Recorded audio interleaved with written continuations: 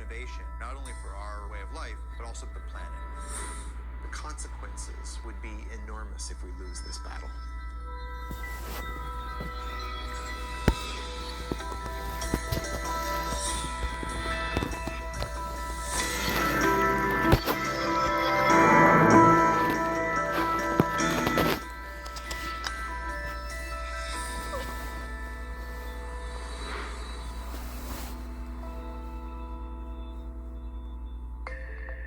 I'm Thomas Getz, executive editor at Wired Magazine. At Wired, we look at the innovators and innovations that are changing our world. In the next hour, we'll see 3 stories from acclaimed filmmakers about the future of energy. We'll explore cutting-edge innovations in how we drive, how we live, and in our first story, how we fuel our cars. They are all ideas that promise to shape the path to the world of 2050.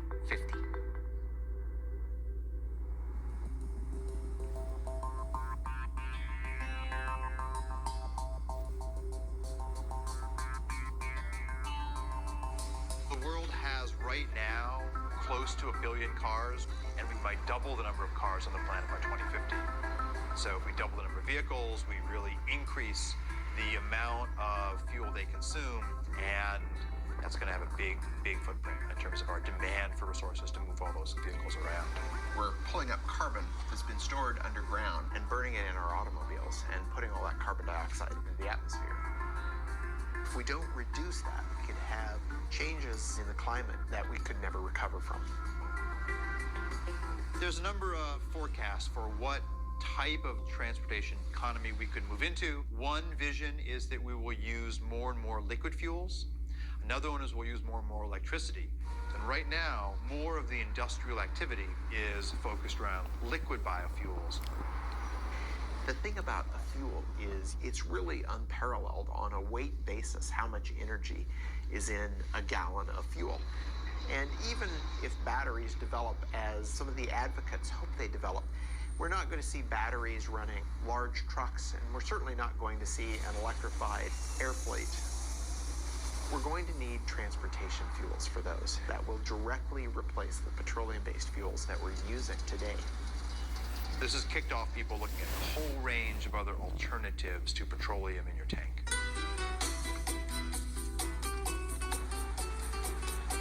Commercial production of ethanol as fuel started in Brazil in 1975. When we started the ethanol program, nobody talked about reducing emissions. This was not an issue at that time. First, and most important, we didn't have money to buy oil anymore after the first oil shock. We were importers of oil. And today, more than 50% of all cars use ethanol instead of gasoline. Brazil made a very conscious choice to try to find a way to reduce their fossil fuel dependence, and they didn't have to look very far because Brazil's climate is ideal for growing sugarcane. When you have sugarcane plantation, you have only 2 things to make: sugar and ethanol. My family has been in sugarcane business since 1955. And about 30 years ago, I thought there is opportunity to make more ethanol. And now we are producing 120,000 cubic meters of ethanol. Brazil today has very close to 400 sugar mills. The overall sales is 30 billion US dollars, and this number is increasing. If you look at how they make ethanol and how efficient the process is, it's really a model for all of us. They grind the plant up, extract the sugar from the cane. The sugar goes into these large fermentation tanks, which combines sugars together with yeast that naturally produces ethanol. They use the rest of the plant to generate heat to distill the ethanol and turn it into fuel. They also use that heat to generate electricity renewably, not putting excess carbon dioxide in the atmosphere. Brazil has gotten to a point today where they're using about 40% less petroleum than they would be otherwise. But Brazil cannot supply the whole world with ethanol because they would have to cut very strongly into food production and into critical natural areas like the Amazon to make that happen. And this really boils down to the fact that there's only so much arable land, and growing fuel for our gas tanks is yet another demand on that landscape. We cannot kid ourselves in thinking that we found a general solution for the world problem. I think we will have to face the world in this way today. We have no oil in very large quantities anymore. We have no coal transformed in a clean way. In the meantime, we have to do the best we can. And the best at the moment is that we can do biofuels. Sugarcane to ethanol is an incredibly efficient process. You get out about 7 times the energy you put into growing the sugarcane. In the US, when we produce ethanol from corn, for every unit of input of energy, we get about the same amount of energy out. So we're really not gaining anything. We need a better process. We don't have to take what nature's given us. We can actually engineer plants and yeast to be more efficient, and that's the basis for a lot of the work that we're doing now. What we need to look at, though, is which of the pathways that come out of this are not only good financially, but those that are also good in sustainability. And this equation is really wide open right now. We are in a race to develop fuels. The race isn't with other countries, the race is against time.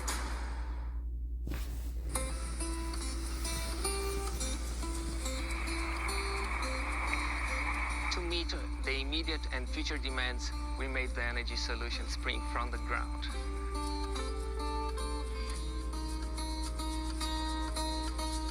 Brazil is the most efficient ethanol-producing country in the world. Sugarcane alcohol from Brazil can reduce the total carbon footprint by up to 70% compared with the gasoline.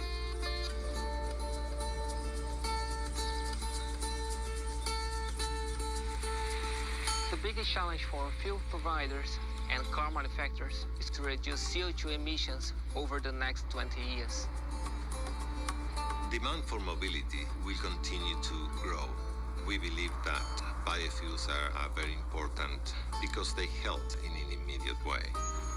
All forms of fuel are going to be needed. Hydrocarbons, natural gas, biofuels, all of them are going to be part of the energy mix for the future of transportation.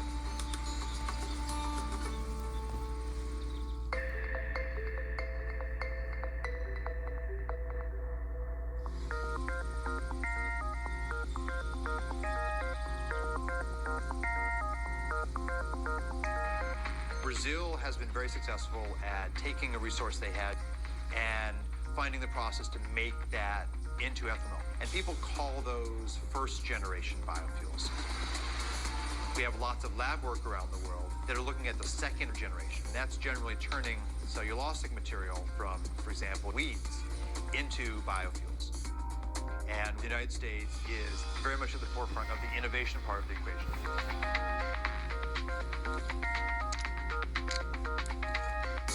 For centuries, we have been using yeast to consume glucose and produce wine and beer.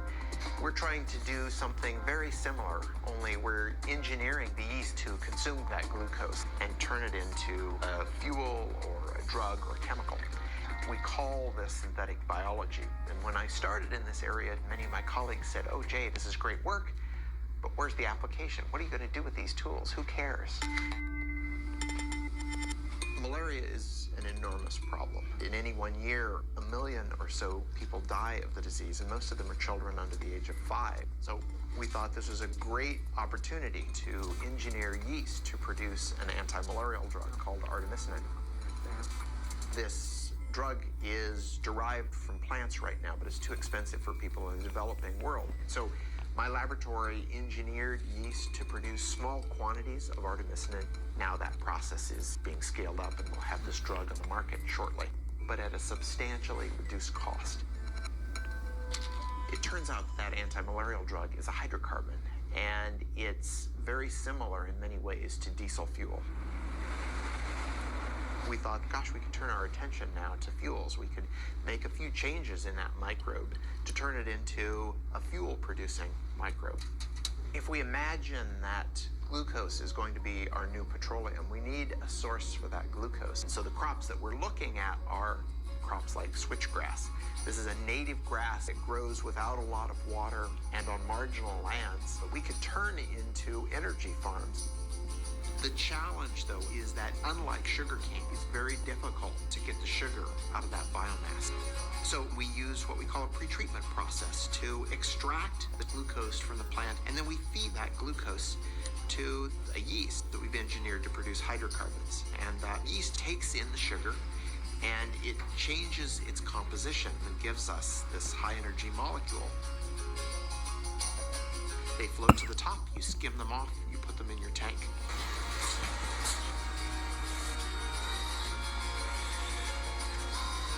But it takes a lot of work to get from that small test tube all the way up into the million-gallon tank. So we have to give it time, but I think that some of the discoveries that are happening might be applied by the end of the decade.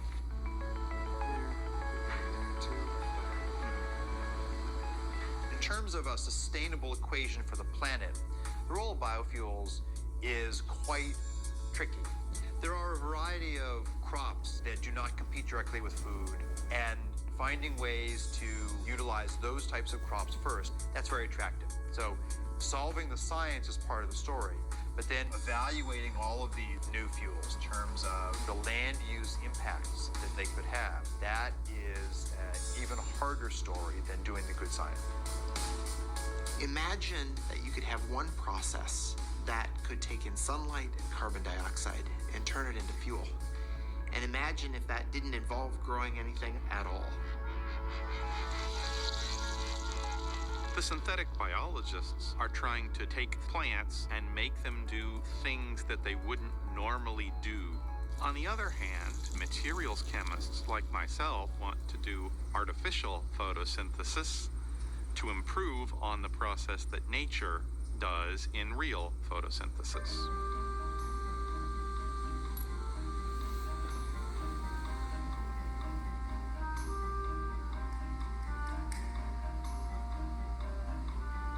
We should follow the blueprint of plants converting sunlight into fuel, but take the approach that it could be much simpler. All we really need is a light absorber that absorbs sunlight. We also need a catalyst like iron or nickel. So when you see the hydrogen coming off of the photoactive material, that's an example of a semiconductor breaking the chemical bonds of water to make hydrogen and oxygen.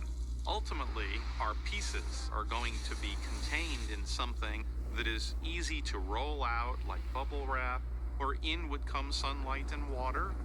You would vent the oxygen to the air, but the bottom would wick out your liquid or gaseous fuel that then you could collect and use for our cars and planes and storage.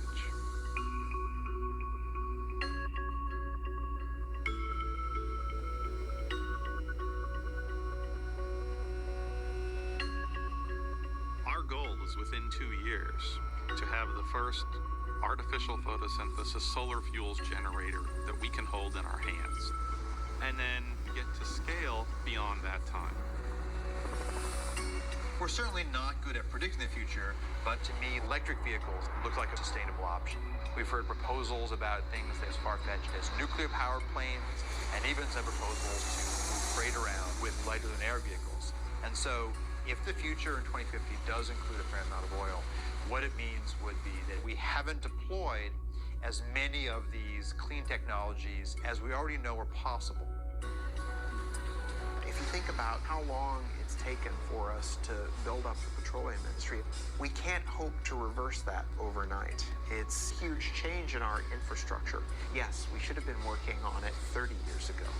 We didn't. We're trying to make up for that, and that means basic research needs to be done now and by as many people as possible. We have a long way to go, but I'm confident that we'll get there.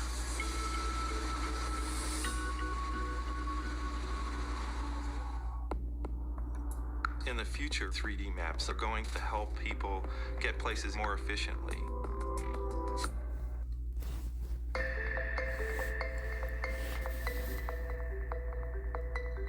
As we just saw, the race to produce cleaner energy is charging ahead. In the meantime, demand for cars continues to climb. By 2050, it's predicted there'll be 2 billion cars on the planet, and fuel consumption will have tripled. To keep pace, we'll have to radically change the way we drive. Here's our next story, Driven by Design.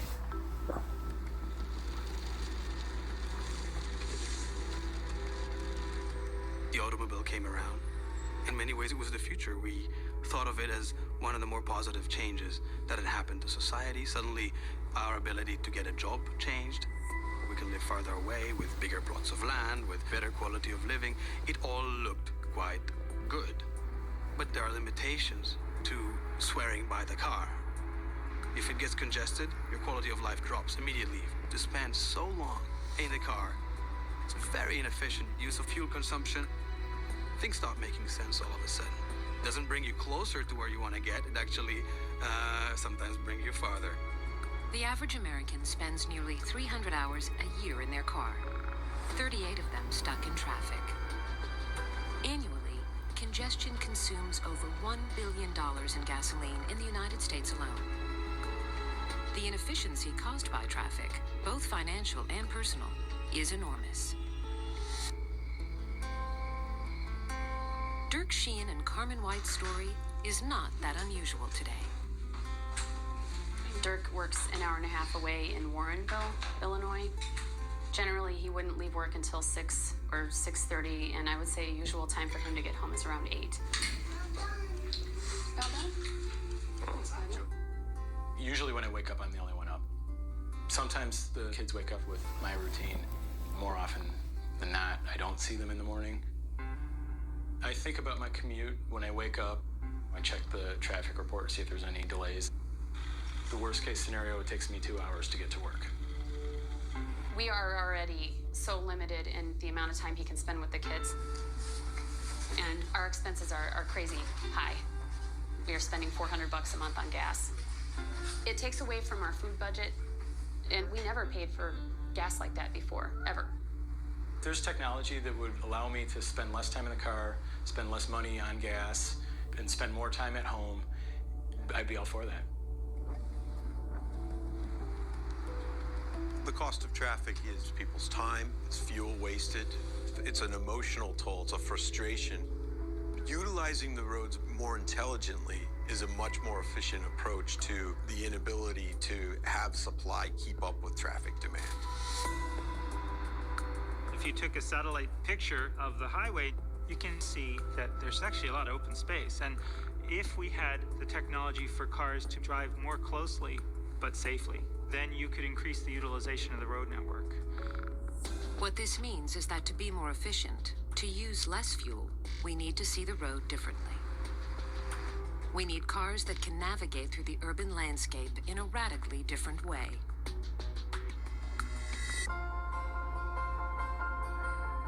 Maps in the future are going to be able to help people get places either more safely or more efficiently. Today just helps you get from point A to point B. But what if I want to get someplace and use the least amount of fuel possible? Or if I've got a hybrid vehicle, I want to make sure I've got plenty of charge, not only get there, but to get back home. So information that is going to help people achieve the more efficient or the safer route is more detailed information about the road than a lot of people realize is possible to collect today. Here in Chicago, Nokia's Location and Commerce Unit is developing the next generation of mapping. LiDAR, sonar, 360-degree video, all are components of what Nokia calls digital mapping. We use 64 lasers that rotate and they collect data in a 3D way about the world. It creates what we call a point cloud of information. That point cloud allows us to measure distances then between the points that we collect. That system combined with the cameras with higher precision location detection through inertial measurement units, that whole data system allows us to collect 1.3 million points of data per second. Probably within 2 to 3 years, you're going to see 3D maps that are going to integrate the traffic information into your routing to help you understand. If I've got 5 different routes to take, which one is the most efficient today, given the way the stoplights are running, given the way traffic is running?